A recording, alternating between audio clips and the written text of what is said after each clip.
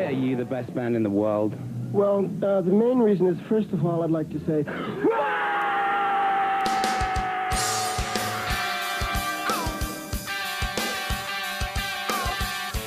They are just an incredibly unique band. There is nobody else that sounds like them. Nobody else that does what they do. Other bands might try, but they're just not going to get anywhere near the Chili Peppers standards. They put out this vibe that everybody should have a good time when you go and see them live, and that's what happens. They've just got this kind of awareness of each other that works. They're all complete lunatics as well, but together it just comes together and it just meets in the middle.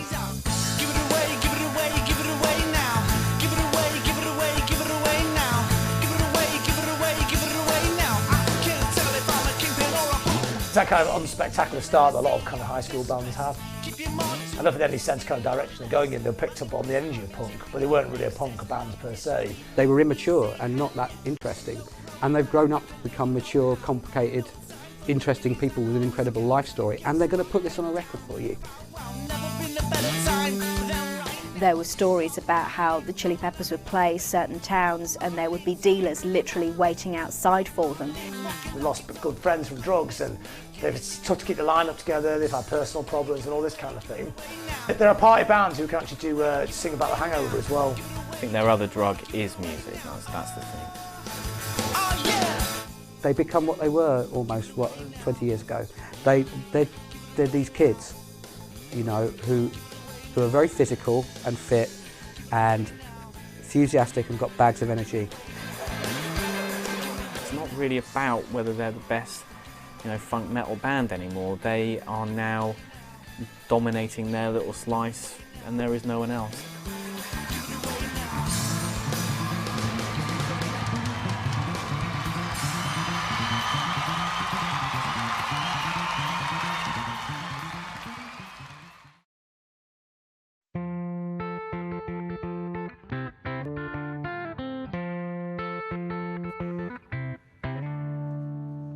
Hillel Slovak was from Israel, and Jack Irons, he was an American, Anthony was also American, and Flea, or Michael Bowsery as he was known then, was originally Australian. They all basically got together at high school. They formed a band called Anthem, but at that time Anthony wasn't in the band.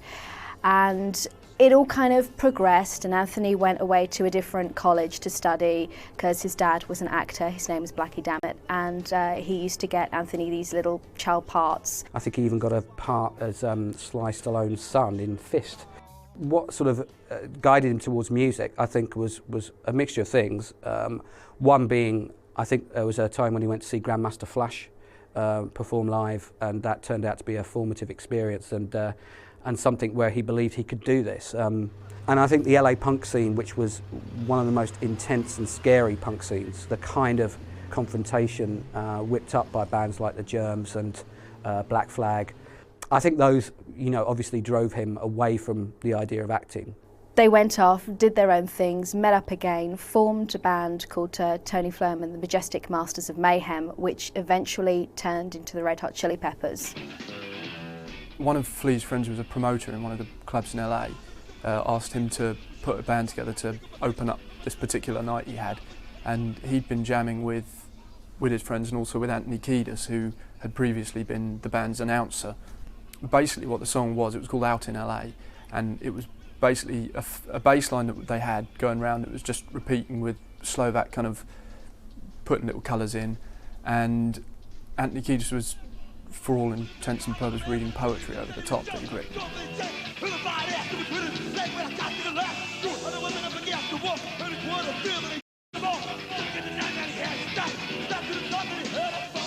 Flea and Anthony got very interested in this kind of hardcore punk rock, and that was kind of the way that it was. They were like, wow, this is really exciting. At the time, Hillel Slovak was quite traumatized at this whole sort of hardcore thing. He thought it was disgusting, but there was something from it that Flea managed to get with that whole kind of energy thing. And if you actually watch the live performances with Flea, I mean, he's just a man possessed. He plays bass like no one else. When they built a reputation of being like a very over-top live act, and there's plenty of sex going on, and it's a key part of their whole persona is sex and energy, good times. It's what the whole Chili Peppers thing's about. Not very clothes. It's the dirtiness of funk, you know, the sexuality of funk, mixed with the frat boy mentality of growing up as a white boy in Los Angeles. In terms of Anthony Kiedis, that was actually the first band he'd been in, and he hadn't sung before, which I think is where his kind of unique vocal style actually comes from, because it's not always singing. In fact, it's a lot of talking and rapping and kind of that sort of thing. So really that snowballed from there. They went on stage as this kind of jokey band, got to play some strip clubs and stuff, upstage the strippers by wearing the infamous socks on their nethers. And for some unknown reason, EMI Records decided to snap them up. Hillel Slovak and Jack Irons had actually signed a development deal with another company. So when EMI signed them, they had to make the choice of which they were going to stick to. And they chose their other band. At the time, the two bands were actually neck and neck, you know, was which one's going to make it first. You can't blame those other guys who are going off and doing their other project. So this didn't really help the band either, so they had to pull another rhythm section, which didn't quite understand what they were trying to do. So the whole thing, it's difficult. You can't just turn up in the studio with half your band just gone away to make a record, especially a record as complex as they're trying to make. Basically, they're punk rock guys trying to play 100 styles of music all into one song, which is something they mastered in the end, but at that point, they hadn't quite got the hang of it. It's unheard of to go and sign your band to a major record label and then the band aren't there. I mean, what? You know, it's and to have a producer, you know, who, you know, Andy Gill, you know, in my opinion, is a musical genius. You know, his band are one of the greatest bands of my lifetime, but he was a fledgling producer. He'd not done much production. So you've got a novice band and, you know, a kind of a novice producer and two people who aren't even in the band. I mean, they were, you know, massive admirers of Gang of Four, which is why they wanted me involved. And I think they kind of thought I'd just kind of be their pal and just give them thumbs up all the time. And when I was kind of taking issue with them over certain things and trying to make it better, that might have been a step too far. That might have been something they weren't ready for. If everybody had to be there all the time, we would have had a problem, you know, because people would go missing for 2 or 3 days. The reality of actually working with their hero just turned out to be not as easygoing as perhaps they hoped it would be, and as a result they clashed, and Andy Gill wasn't really able to realise the sort of sound they were trying to make, which isn't that surprising if you think about the fact that the time of the record and what was actually going on. I think the Chili's really probably realised that so much later. I was trying to get him to work with the drum machine, you know, both for timekeeping and for working off it. I mean, something which has become a really kind of standard thing, but Anthony kind of got into a philosophical position, whereas this box has no soul, I remember him saying, and it's just a box. So those are the kind of things that came up at the time. They just acted up. They were just kids. You know, these were boys that took a lot of drugs and were quite reckless and, you know, were quite physical and brave in that kind of way. And I can just imagine it was a complete pain in the arse for poor Andy Gill to deal with. But they had a lot of growing up to do, and they you know, they've had to do it in public.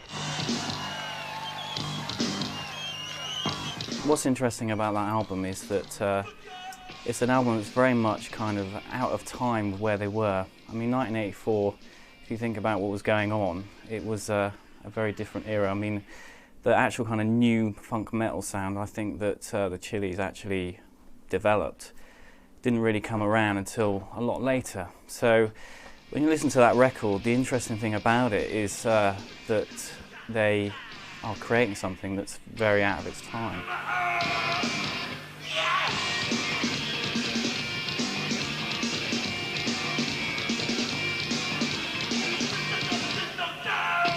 They were trying to do something that's very, very difficult to do. There's no way you can make a classic first album what they're trying to do. It'd be impossible to learn how to do it. You just couldn't do it.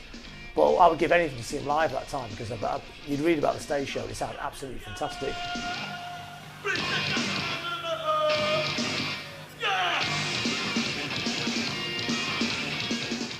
I mean, there's a song called Police Helicopter, which is it's got things going for it because it's kind of funny and the lyrics are good, but musically it wasn't anything radical. I really felt that had been done, and it wasn't particularly exciting. But this other side to them, the other half of what they were doing, was new and cool. You know, on a positive note, taken from that first album, I think you can see that these guys are onto something, you know, and that they've got this kind of energy. It's just that it's been very misdirected. It's a group fumbling towards a sound, going somewhere where nobody's ever been before. But what makes them survive is the record labels are much cooler then. They didn't drop stuff straight away. They're a lot more patient. And in fact, they had this really great live show as well. So this reputation kept them going. They put them on the road and they started building up in the clubs. There's a lot of spade work had to be done. I think the Chili's essentially spent the time span of the first 4 albums becoming an absolutely fantastic live band who people talked to each other when they saw them and said, you've got to go see this band. They're funk, but they're like punk, you know, and they're kind of metal as well, and they're mad, and you don't know what's going to happen. And trying to capture that kind of energy on a record is really, really hard. Freaky Styley was their second album, came out in around 1985, and George Clinton from Parliament of Funkadelic was producing this. Now, they were big fans of George Clinton. They were very excited to be working with the man. And at that time, George Clinton was recovering from various drug problems that he'd had. So probably didn't help the fact that Anthony and Hillel were really starting to get into heroin at this stage. And George Clinton had a very kind of laid-back attitude, but he wanted to try and extract the best from them. They would have needed someone who could command respect, and I think when George got involved, he basically kind of understood what they were doing and kind of tied them down a bit to essentially what they were getting at. And as a result, I think that he kind of puts choruses into the music. He develops a much deeper kind of groove to the band, you know, and the band really sort of come alive for him, I think.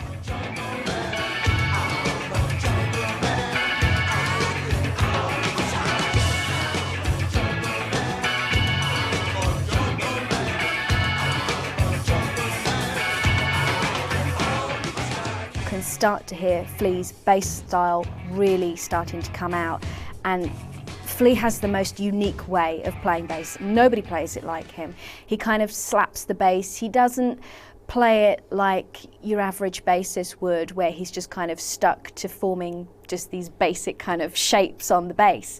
He plays it.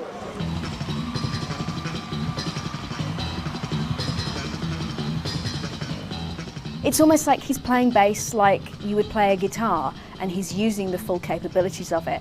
And George Clinton really helped bring that out.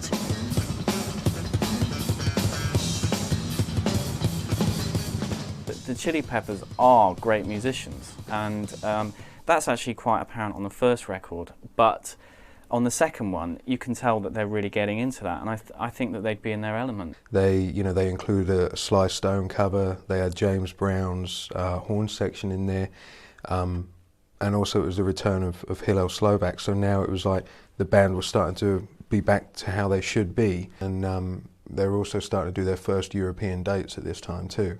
George Clinton did the exact opposite to Andy Gill, being from an exact opposite background. He you know, acknowledged that they were great musicians, but also saw that they were young boys who wanted a laugh. And you know, he said, right, come on, let's go into my studio, let's have a party. It must have been, you know, a really extraordinary experience for them.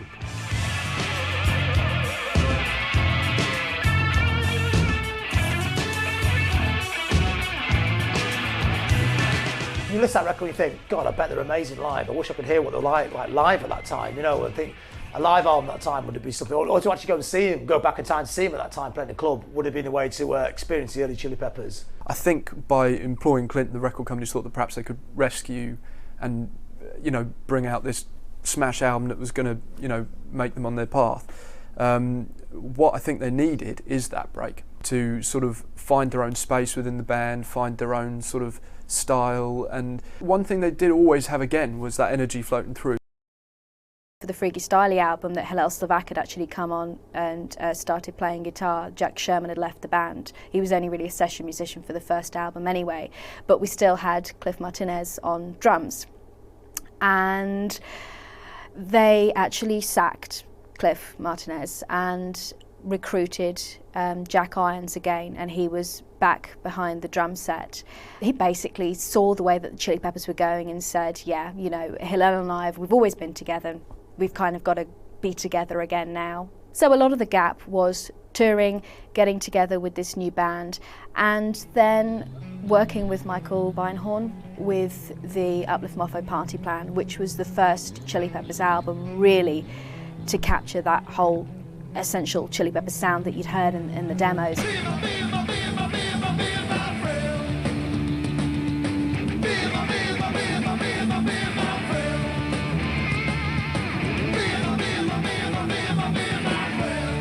The band sounds really good here. It sounds really slick. It sounds like they can play together. The grooves are good. The songs are good. And it's a first proper definitive Chili album. If you're somebody just getting into now and you back check, you go through all the back catalogue. That's the one. The first one that comes out you can actually recognise.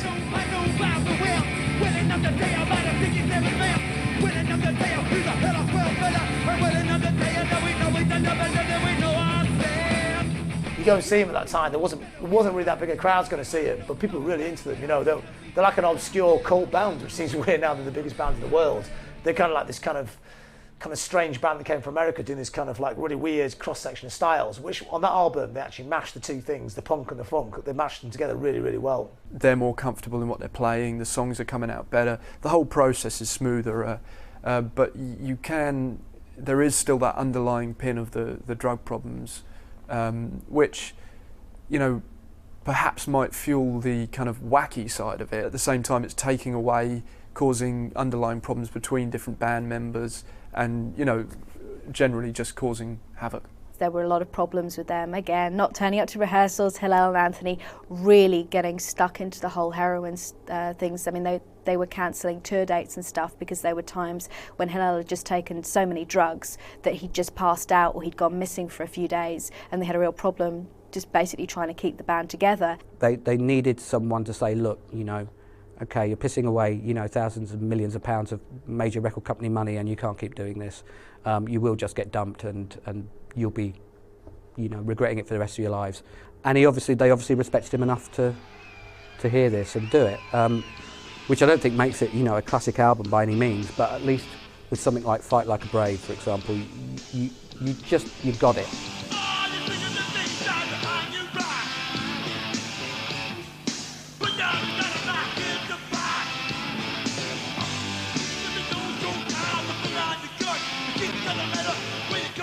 It was like the Beastie Boys, except instead of with turntables and whatever, it was with drums and bass and guitar, and guys shouting and going "Fight like a brave." You know, suddenly they made sense.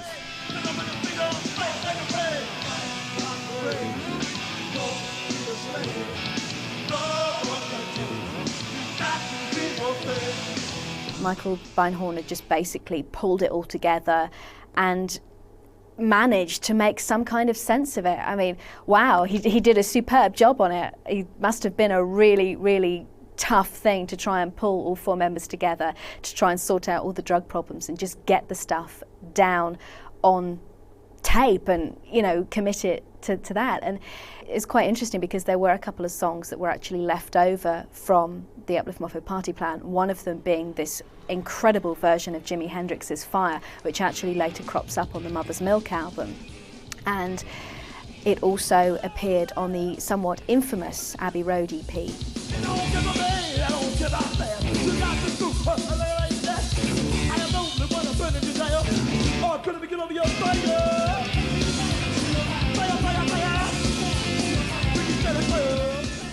The Abbey Road EP was basically a sort of mini greatest hits up until that point to put out so that, you know, the people in England could say, oh, you know, this is what this band is. But what they did on this is they added, I think, their first sort of real hit, which was a cover of Jimi Hendrix's Fire.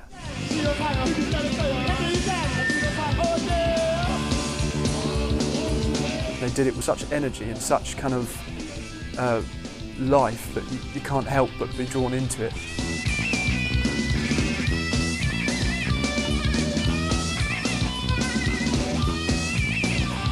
The sort of socks on cocks thing had become a little bit of a trademark with them, which stemmed from Kiedis trying to get rid of an annoying female fan by answering the door with nothing but a sock on. And then they all sort of jumped on it, did it on stage. And it was little things like that that kind of stuck in people's memory about what would maybe be, you know, a partially forgettable band up until that point.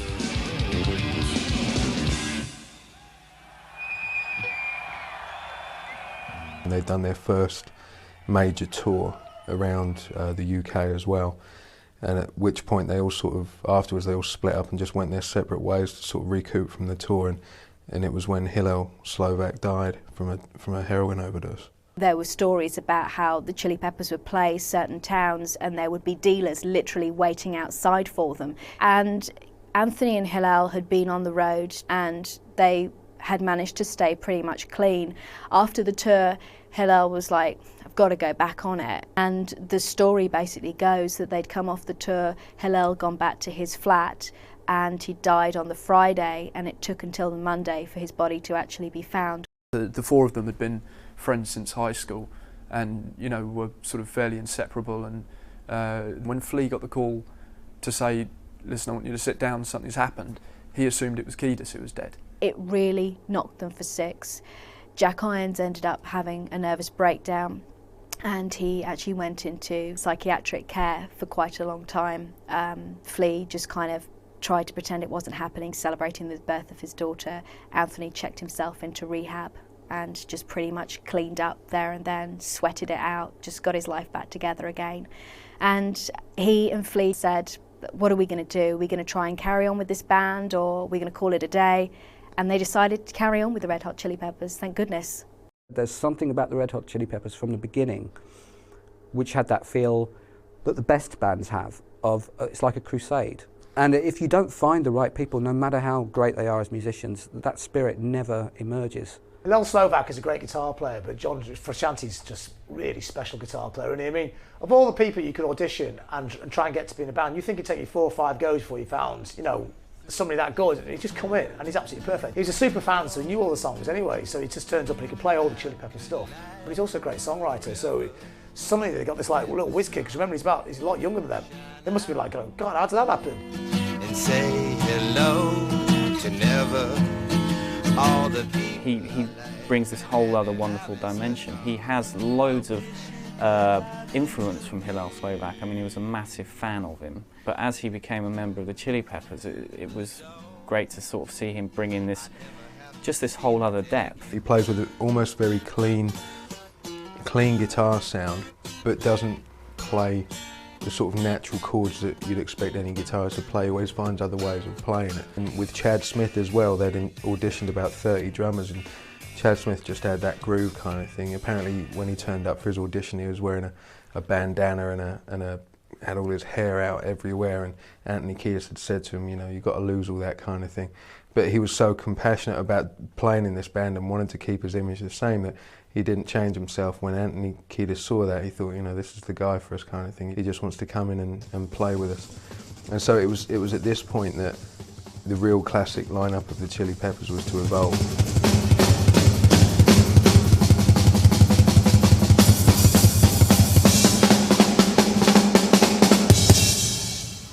When I first heard Mother's Milk, when it first came out, I loved the album. It was actually my favourite Chili Peppers album at that stage. It was a lot rockier from the stuff that they'd been doing before. They still had the sort of the punk funk stuff on there, but I think it was really sort of Chad's influence and maybe having a younger guitarist in the form of John Frusciante that kind of made them just that little bit more kind of rocky, metal-y.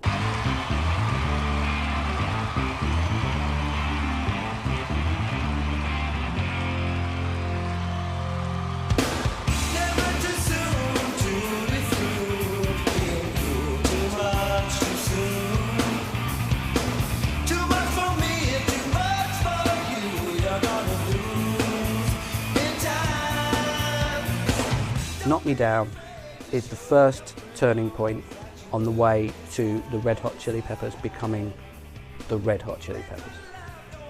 It's so far and away the first great song that they wrote.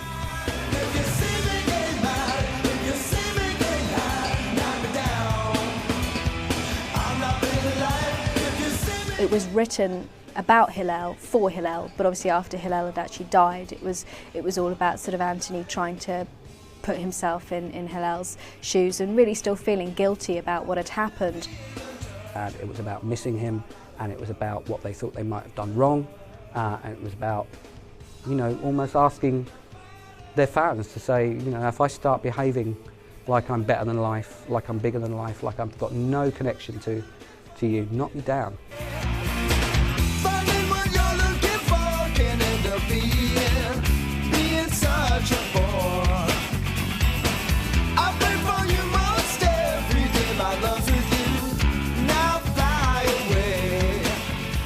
It features Alex Winter, who was starting to get quite a big career at the time with the Bill and Ted movies and also with his part in The Lost Boys.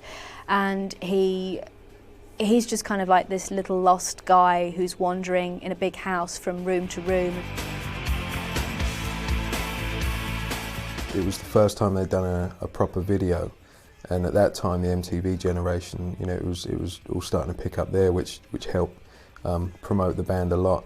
It was also the first song that the band would hear on the radio of themselves, and they knew that they were kind of going somewhere. The first time I heard it, I was completely shocked it was them. You know, I just didn't think they had it in them, and I think the fact that they allowed each other to do the song, and that it worked, the world went, yeah.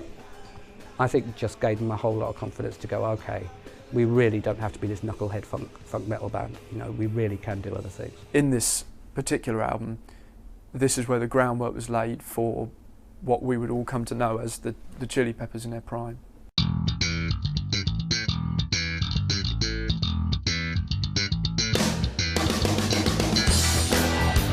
Of course, there's the famous Stevie Wonder cover version of Higher Ground, and that's the track that I would have gone out and bought the record for.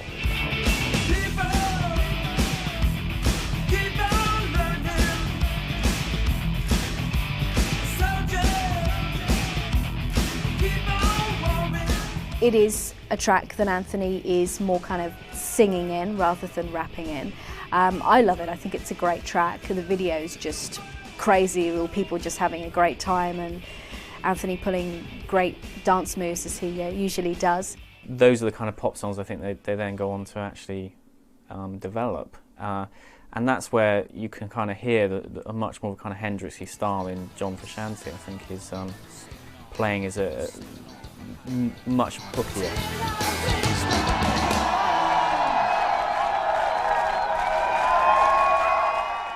I think Rick Rubin was a saving grace.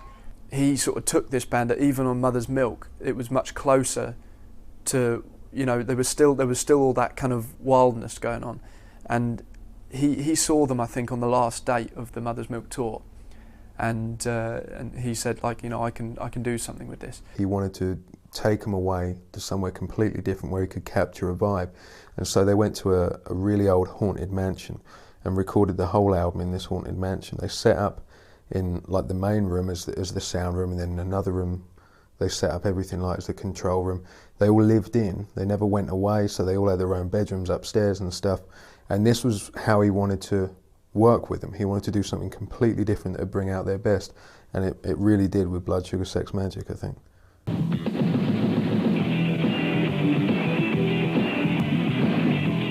The house, by the way, is an ancient Hollywood ruin, and it's, of course, haunted. We had these psychics that came up here, and at one point they said that they saw a lady in black walking in the back, and she was a ghost.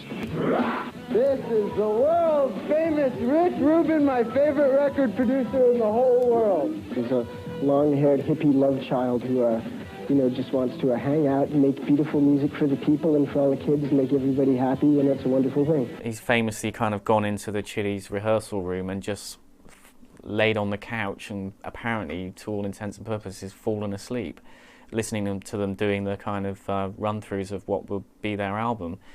And that's his style. He's asleep on the couch, but basically listening and taking. The band at the time are really worried. You know, they think oh my God, he hates us, you know, he's going to hate what we do, you know, but that's his style, and you know, he's got all these interesting sort of quirks, and I think it kind of works because if you're involved in a very sort of mad metal environment, someone like that you kind of need. There were notebooks lying around of Anthony Kiedis' lyrics, and Rubin did a rude and nosy thing and started poking around in them to find out what he'd been writing, and found one particular lyric and was really struck by it, and said to Kiedis, well, you know, have you got a tune for this? What's this? This is great. This is the one. And you know, Kiedis is like, oh, it's really kind of emotional and introspective and confessional, and I think they'll just laugh at me. It's just whatever. And he's like, no, this is the one. This is the one. I think this is great. You know, I'm going to make you come out and sing this to the rest of the band. And you know, he walked out of there and he sang Under the Bridge.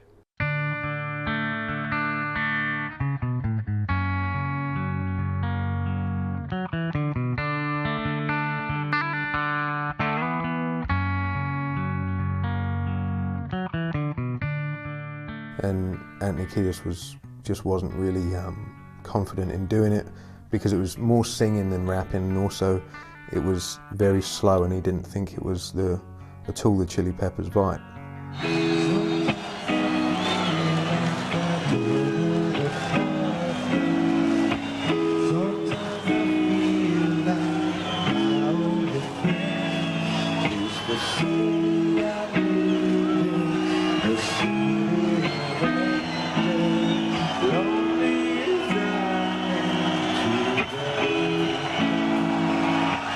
It was just this moment of chance almost, which allowed Kiedis to see that his bandmates, you know, didn't require him to be Mr. Macho, Dick at the front, you know, that they accepted him on different levels to that, and that they were all ready to grow up.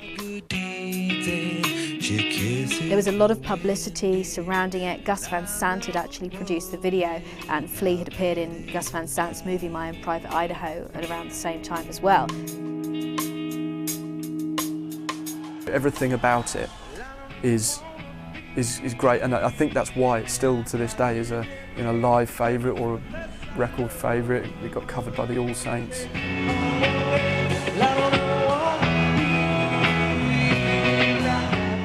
As before, Under the Bridge would probably be a lot more hectic than it is. There would have been a lot more going on in it, and it doesn't need it. It's a simple song. Just says, right, well, let's cut away all the baggage that you've accrued around yourself and all of this crap that you've been covering up what you really are with, and let's get to the essence of you. And that is what he did on that album, and particularly on Under the Bridge and Give It Away, which were just on a completely different planet to anything they'd ever done before. It was the sound that they'd been trying to get on to tape pretty much since the first album. Finally they did it, and the production on it is just so superb. It's just a really, really slick production that just exposes the best of the band with all lots of different experimental elements. And, you know, Rick Rubin had to shut them in a haunted house to actually get this track, and it is one of the classic Chili Peppers tracks.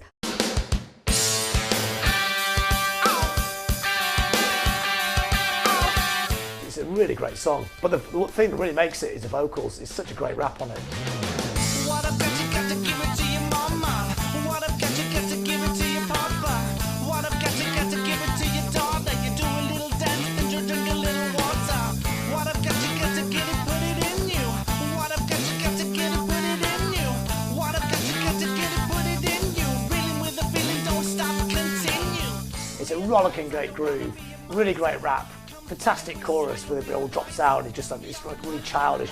The whole little package of that single is absolutely fantastic. I think it was filmed in black and white, but they were all painted up silver, and so they had this really strange image to it. But yeah, the song is absolute classic Chili Peppers.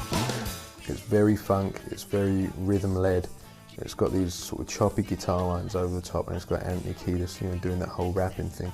It was their first, you know, really big commercial hit after Under the Bridge, showing that was where they were from. That was the sort of style that they were more into. You go see them live now, yeah, and you see them for 40,000 people. The one that kicks off right to the back of the stadium is Give It Away.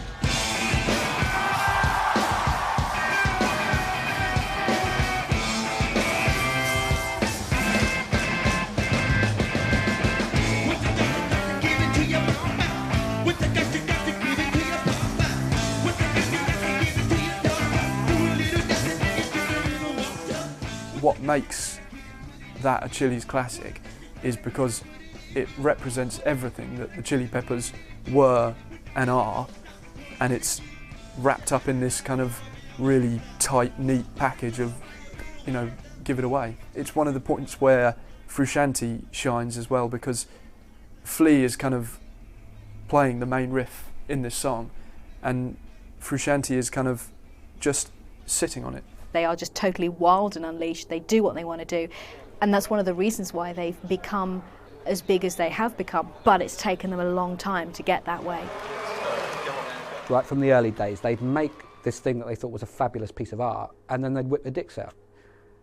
And I think Frusciante was frustrated about this element of Kiedis and Flea that always had to whip their dicks out, you know, and that he felt it actually stopped them from being the band they really, really could be. Now they were suddenly this successful band who were, you know, getting on MTV, and they were about to get a cover on Rolling Stone magazine as well, and they got this #2 in the Billboard charts, and he just felt that he wasn't good enough, that he couldn't carry on doing what the Chili Peppers wanted him to do. When I joined the band, I couldn't believe that they wanted to be this other thing than they were, you know? Like, they didn't think, like, I thought of them as huge stars, you know, but to them they weren't famous yet, you know, and they hadn't made it yet, and they wanted to be as big as Aerosmith or whatever, you know, and I couldn't, like, that was a shock, yeah. I hoped that we would stay at the level that we were at in popularity. It was at a gig in Japan just before they were due on stage, and Anthony Kiedis turned up. They'd all travelled to the venue separately, and after the shows in Japan, they were supposed to be going on to Australia. It was quite a big tour, and Anthony Kiedis turned up, and John Frusciante apparently said to him, "I'll die if I don't get out of this band. It will kill me." And so instead of actually cancelling the gig, they went ahead and did that last gig, and after that, John flew straight back to Los Angeles, and in theory, he was going to try and clean himself up. But the opposite happened. He just lived in squalor and became a huge, you know, heroin addict. Okay, you want me to say something soulful? Drugs. I'm a junkie and I love shooting up, and that means I'm self-destructive, and you know, is that good enough? I don't know. Did you feel that was a true statement, or? Yeah. Oh. And he sat there for however many years it was, and tried to kill himself with drugs until all his teeth dropped out, until his arms were covered in scars, and until he was in hospital, you know, inches away from dying. And you know, and he explains that it wasn't for the same reasons that the likes of Kiedis and Flea and Slovak became drug addicts. You know, it was because he'd been very depressed ever since he was a child. He heard voices in his head. He had mental health issues, and being in the band at that point had brought them out and made things even more difficult for him, and he self-medicated. The guys basically needed to start rehearsing and finding a new guitarist because they had Lollapalooza Festival coming up, which is this great big festival in America which is run by Perry Farrell from Jane's Addiction, and they actually phoned up Dave Navarro from Jane's Addiction and said, you know, can you please come and do the band? And he's like, I can't, you know, I've got my own band going. So they started kind of putting their heads together again, thinking about who could possibly be a replacement for John Frusciante. And Flea remembered this guy called Eric Marshall, who's described as a skinny bluish kid, and a basically black Jewish kid that he remembered, and he trained him up on the songs, and he did play well. After about a year, he couldn't hack it. It just wasn't happening, and he left the band. They tried a few more auditions. I think they had another guy, and there was Jess Tobias as well from Love and Hate. He stayed in the band for about a month, and then all of a sudden it was announced that they had finally managed to get Dave Navarro from Jane's Addiction. They put together an album called One Hot Minute, which is very, very, very different from anything that they'd done before, and almost developed a sort of very dark, maybe even slightly gothic image. In Blood, Sugar, Sex, Magik, they'd almost become dependent on Frusciante's sort of ability to know where to put himself and to play what he plays. And then you're coming all in again, starting with a new guy, And it's certainly nothing against Dave Navarro or the album itself, because there's 2 or 3 tracks on the album that I think are really good. My Friends is one of them. I thought that was a really good song. And Aeroplane I thought was a great tune.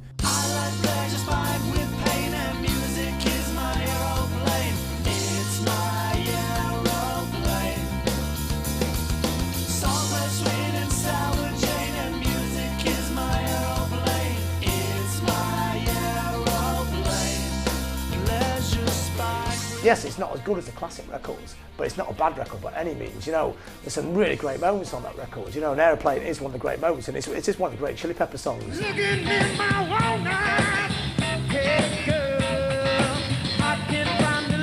mean, obviously you can hear bits that Jane's Addiction, because the guitar player is from Jane's Addiction, he's writing songs with Jane's Addiction, so there's a bit of that sound mixed in there. But to me, Aeroplane, if you listen to Chili Pepper's greatest hits and you put all the singles in a row, you don't go, "Whoa, that's a weird one." It sounds, to me, it doesn't sound massively different from anything they normally do. I can make it disappear, have no fear.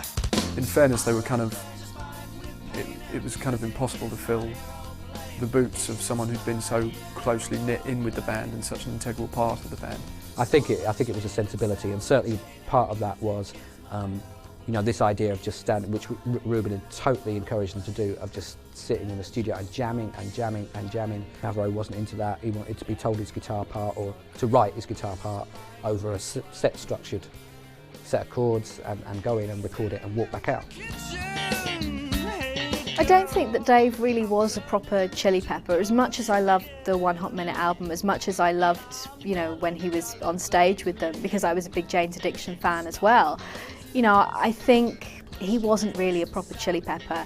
And it was a bit of a shock when I found out that John Frusciante was coming back to the band, because I honestly didn't think, I thought he would be the last person who would ever walk back into the Chili Peppers. They sort of brought him back from the depths of heroin sort of addiction, fixed up his teeth, and sort of, you know, got him a guitar, put him in the garage, and they all started jamming in the garage. And I think when that happened, the sense of sort of relief in everyone just spurred on this massive inspiration. I think Californication was a really good album. There is a confessional spirit to it. The title kind of says it all. It was, you know, an album about what had happened to them up to this point, but not in that kind of really, really kind of self-pitying or even intensely direct way.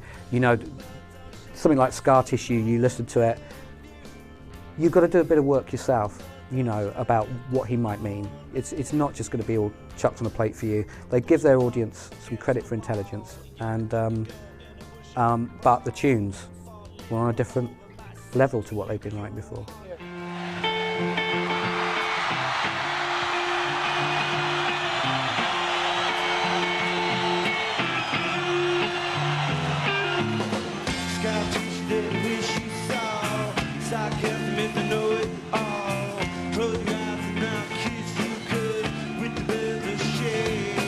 John Frusciante came back and said, I just could write songs, I just play guitar all day. He got addicted to the guitar instead.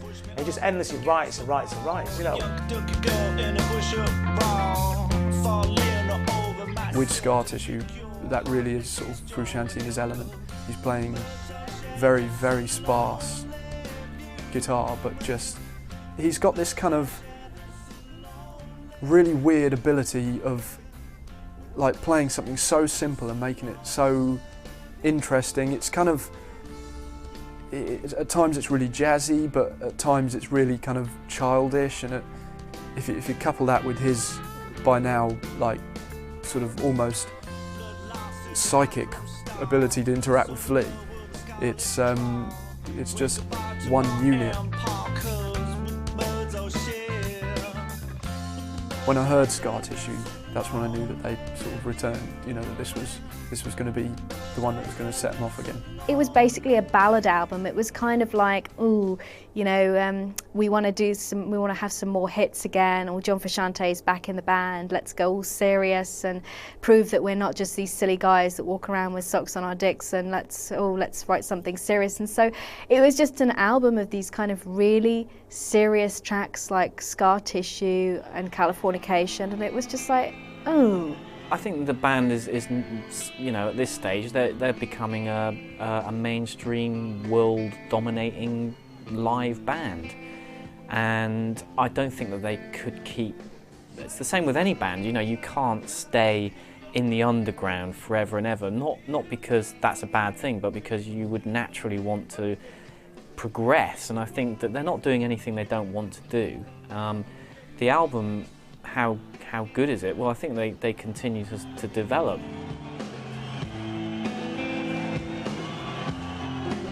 It's kind of a dark soul to them, which they kind of captured on that album as well. So it does work on a lot of different kind of levels, but the songwriting is absolutely fantastic on it. I don't care if it doesn't sound like the old stuff. It's probably their best album. There's some really great songs on it.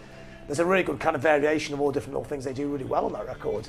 You know, you can hear bits of Fugazi in there. You can hear bits of 60s pop music and melodic stuff. You can hear Beach Boys in there, the Beatles in there. You can hear the Gang of Four in there. You can hear all that kind of post-punk stuff. It's not as heavy, it's not as in your face, but they can't keep doing the same thing all the time.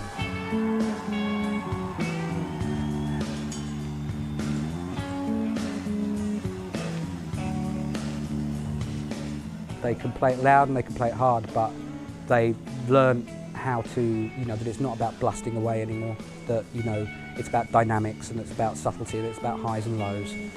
They have families and friendships and relationships and a life. And Californication sounded like the album where, you know, a bunch of guys stopped being chaos. They hit such a mark with the kids, and I think that meant that when By the Way came out, everyone was just waiting and expecting what's it going to be. So I think a lot of people, at a sentimental reason, would probably say Californication is their album of choice, but I think By the Way is just brimming full of brilliant ideas, brilliant songs. I don't know, it's like a happy album. But they've moved almost completely away from the sexy songs, and they are sort of more serious perhaps, but in a kind of a mature way. It's almost like they've grown with their fans. They're not writing silly songs anymore. But, you know, I guess, you know, when you start reaching a certain age, you start maturing and realise that you can't do silly, sexy songs forever, and there are more important things in your life, and you just want to write about those things. But I think maybe that was sort of the natural album that should have come after Blood, Sugar, Sex, Magik in terms of the actual style of the material. By the Way was the mature Chili Peppers sound.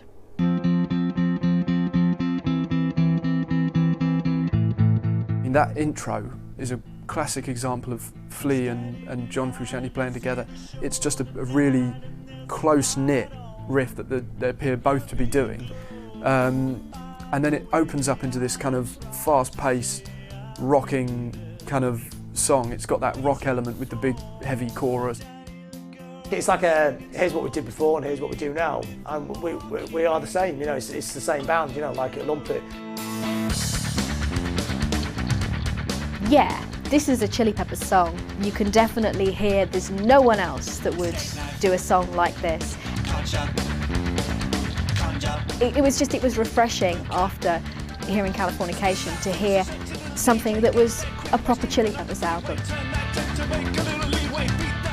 It sounds like the old Chili Peppers just stuck bang smack into the new Chili Peppers. It's like the groove shouldn't fit, it shouldn't fit at all, but it just kind of does, doesn't it? Because it's the Chili Peppers and they get away with anything.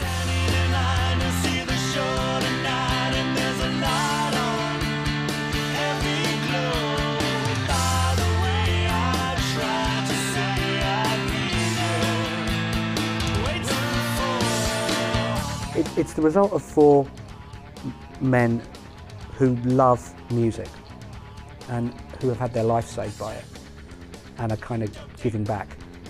You know. And, you know, By the Way, I think is just an extraordinary sort of achievement, really, considering where they were when they started.